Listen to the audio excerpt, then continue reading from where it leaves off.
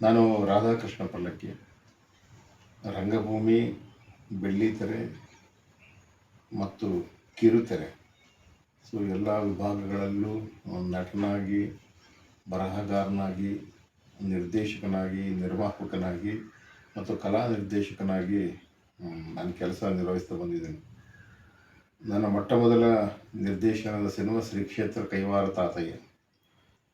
ಕೈವಾರ ತಾತನವರು ನನಗೆ ಪರಿಚಿತರಲ್ಲ, ಆದರೆ ಅವರ ಆಧ್ಯಾತ್ಮದ ಸೆಳೆತ ಏನಿದೆ ಅದು ನನಗೆ ಒಲಿದು ಬಂದಿದ್ದು ನಮ್ಮ ಅಜ್ಜಿ ಕಡೆಯಿಂದ. ಹಾಗಾಗಿ ಆ ಸಿನಿಮಾವನ್ನು ನಿರ್ದೇಶನ ಮಾಡಲಿಕ್ಕೆ ಒಂದು ನನಗೆ ಸ್ಥಾನ ಸಿಕ್ತು. ಆ ಸ್ಥಾನವನ್ನು ಕೊಟ್ಟಿದ್ದು ಕೈವಾರ ನಾಡಪ್ತಾರೆ. ಅವರೇ ಇದನ್ನು ನಿಂತು ಮಾಡಿಸಿದ್ರು ಅಂದರೆ ತಪ್ಪಾಗಲ್ಲ ಖಂಡಿತ. ಯಾಕೆಂದರೆ ಇದು ಗುರುವಿನ ಕೆಲಸ, ಗುರುವಿನ ಆಜ್ಞೆ ಅಂತ ನಾನು ಇದನ್ನು ಮಾಡ್ಕೊಂಡು ಬಂದೆ. ಅದಾದ ನಂತರ ನಾನು ಬೇರೆ ಬೇರೆ ಸಿನಿಮಾಗಳು ಪಾತ್ರ ಮಾಡೋದು, ಬೇರೆ ಬೇರೆ ಸಿನಿಮಾಗಳಲ್ಲಿ ತೊಡಗಿಸ್ಕೊಳ್ಳೋದು, ಈ ಥರ ಹಲವಾರು ಸಿನಿಮಾಗಳಲ್ಲಿ ಪಾತ್ರ ಮಾಡಿದೆ. ಸುಮಾರು ಒಂದು 58 ಸಿನಿಮಾಗಳು, ಒಂದು 6 ಸಿನಿಮಾ ಪ್ರೊಡ್ಯೂಸ್ ಮಾಡಿದ್ದು, ಡೈರೆಕ್ಟ್ ಮಾಡಿದ್ದು.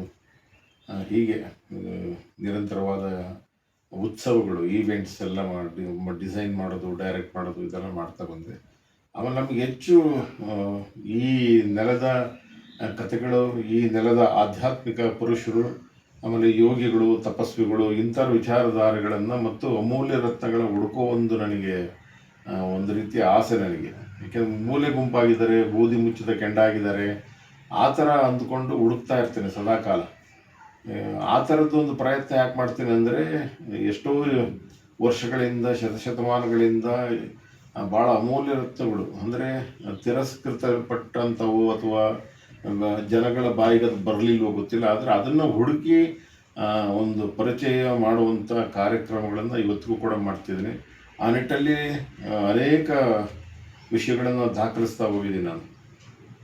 ಮಲಾಡಿಯಲ್ಲಿ ರಾಘವೇಂದ್ರ ಸ್ವಾಮೀಜಿಯವರು, ಆಮೇಲೆ ಕೈವಾರ ನಾಡಪ್ಪನವರು, ಆಮೇಲೆ ಯುಗಧರ್ಮ ರಾಮಣ್ಣವರು, ಸಂಗಪ್ಪನವರು, ಈ ಥರ ಆಮೇಲೆ ಅನೇಕ ಸಂಸ್ಥಾನಗಳು, ರಾಜ್ಯಗಳು, ಕೋಟೆ ಕೊತ್ತಲೆಗಳು, ಬಥೇರಿಗಳು, ಆಮೇಲೆ ಯಾರಿಗೂ ನಿಲುಕದೇ ಇರ್ತಕ್ಕಂಥ ಒಳ್ಳೊಳ್ಳೆ ಸಾಹಿತ್ಯಗಳು, ಅವನ್ನೆಲ್ಲ ಹುಡುಕಿ ತಂದು ಜನರ ಮುಂದೆ ಇಡುವಂಥ ಪ್ರಯತ್ನಗಳನ್ನು ಮಾಡ್ತಾ ಬಂದಿದ್ದೀನಿ. ಇದಕ್ಕೆಲ್ಲ ದೈವ ಕೃಪೆ ಮತ್ತು ಜಗನ್ಮಾತೆಯ ಆಶೀರ್ವಾದ ಅಂತ ಅನ್ಕೊಳ್ತೀನಿ ನಾನು. ಇದೊಂದು ಎಪಿಸೋಡ್ ನಾನು ನೋಡಿದೆ, ಗಿರೀಶ್ ಅವರು ಮಾಡಿದಂಥದ್ದು. ಅದನ್ನು 2-3 ಕಂತುಗಳಲ್ಲಿ ಕಳಿಸಿದ್ರು ಅವರು. ಅದರಲ್ಲಿ ಭಾಳ ವಿಶೇಷವಾಗಿ ಈ ಕೃತಕ ಮತ್ತು ಬುದ್ಧಿಮತ್ತೆ ಏನಿದೆ ಅದು ಮತ್ತು ಮನುಷ್ಯನಿಗೆ ಎಷ್ಟು ಸವಾಲಾಗ್ತಕ್ಕಂಥ ಸಂಗತಿಗಳು ಅಂತಕ್ಕಂಥದ್ದನ್ನು, ಅದಕ್ಕೆ ಆಧ್ಯಾತ್ಮದ ಪ್ರೇರಣೆಯನ್ನು ಅದಕ್ಕೆ ಟಚ್ ಕೊಟ್ಟು, ನಾವು ಯಾವುದೇ ಸಣ್ಣ ಕೆಲಸಗಳು ಮಾಡಿದರೆ ನಮಗೆ ಒಂದು ದೈವಿಕ ಶಕ್ತಿ ಅದೆಲ್ಲ ಒಂದು ಕಡೆ ಕೆಲಸ ಮಾಡುತ್ತೆ ಅನ್ನೋ ನಿಟ್ಟಲ್ಲಿ ಆ ಎಪಿಸೋಡ್ಗಳನ್ನು ನಿರಂತರವಾಗಿ ಸಮಾಜಕ್ಕೆ ಮುಟ್ಟಿಸ್ತಾ ಬರ್ತಿದ್ದಾರೆ. ಇದು ಒಳ್ಳೆಯ ಸುದ್ದಿ ಆಗಿರೋದ್ರಿಂದ ಬಹಳ ಬೇಗ ಹರಡಲ್ಲ, ಅಂದರೆ ನಿಧಾನವಾಗಿ ಹರಡುತ್ತೆ.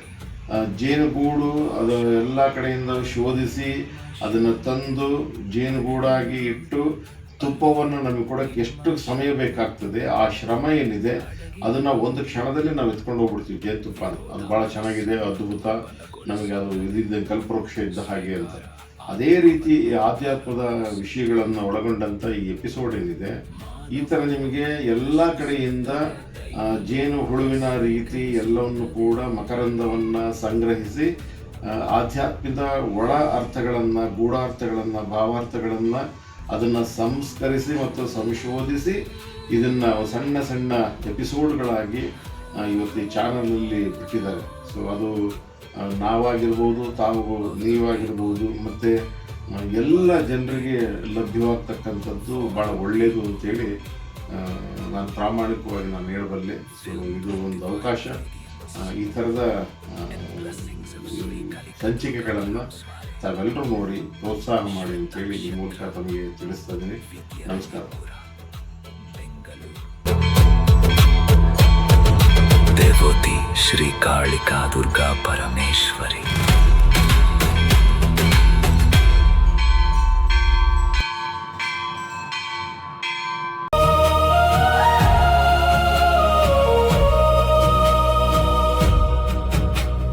ಕಲಿಯುಗದಲ್ಲಿ ನಾವು ಫಲಕ್ಕಾಗಿ ಬದುಕುತ್ತಿದ್ದೇವೆ, ಆದ್ದರಿಂದಲೇ ಶಾಂತಿ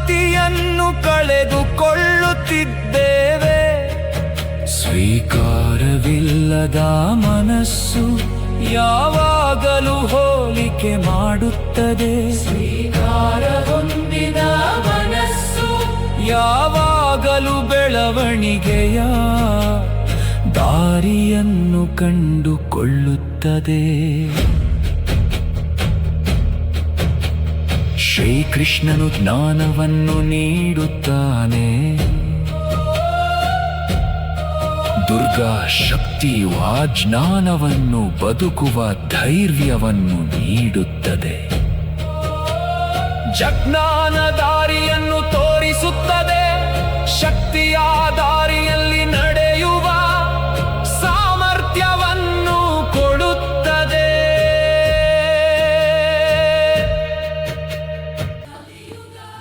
ಕಲಿಯುಗ ಸತ್ಯ, ಕಲಿಯುಗ ಟ್ರುತ್ ಅನ್ನೋದನ್ನ ಯೂಟ್ಯೂಬ್ ಮೂಲಕ ಗಿರೀಶ್ ಅವರು ಸಂಚಿಕೆಗಳನ್ನು ತರ್ತಾ ಇದ್ದಾರೆ.